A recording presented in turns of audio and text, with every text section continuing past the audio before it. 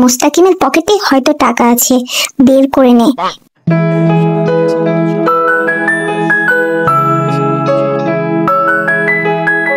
এই একটু জোরে জোরে পড়, একটু মনোযোগ দিয়ে পড় না।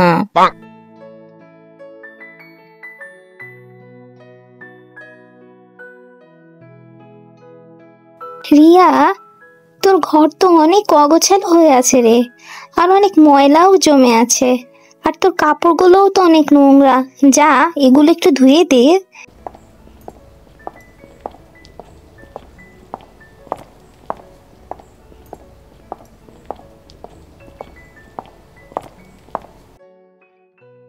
আম্মু, আসলেই তো কাপড় অনেকই ধোয়ার আছে, বাট আমার সাবান শ্যাম্পু সবই তো শেষ হয়ে গেছে, আর সাবান না থাকলে কাপড় ধোবো কিভাবে?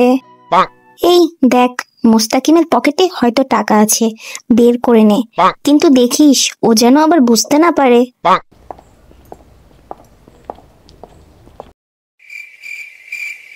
ভাইয়া, ভাইয়া, এই ভাইয়া, দরজাটা একটু তাড়াতাড়ি খোল না, আমি গোসল করব। হ্যাঁ বাবু, তোমাকে তো আমি কত ভালোবাসি, তাই না বলো? রিয়া, দরজা ধাক্কাস না কিন্তু বলছি, বাইরে গেলে তোর পিঠে চামড়া তুলে নেবো কিন্তু, বলে দিলাম। আম্মু, আমার মানিব্যাগ থেকে টাকা কে নিছে? টাকা কম কম লাগতেছে কেন জানি, কে নিছে তাড়াতাড়ি বলো বলছি। কে আর নিবে, রিয়া ছাড়া কি আর বাসায় কেউ আছে? রিয়ার বাচ্চা, দাঁড়া, আজকে তোকে দেখাবো আমার মানিব্যাগ থেকে টাকা নেওয়ার পরিণতি কি হয়।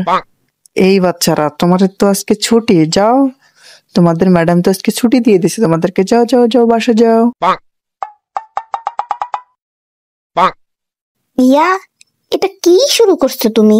মেয়েটাকে তোমার কাছে পাঠালাম, আর তুমি ওকে না পড়িয়ে ছুটি দিয়ে ফাঁকি মারতেছো। রিয়া, তুমি আমার মেয়েকে বাসায় কেন পাঠালে? অগ্রিম যে 2 মাসের টাকাটা নিয়েছো, সেটা কালকেই আমাকে ফেরত দিবে।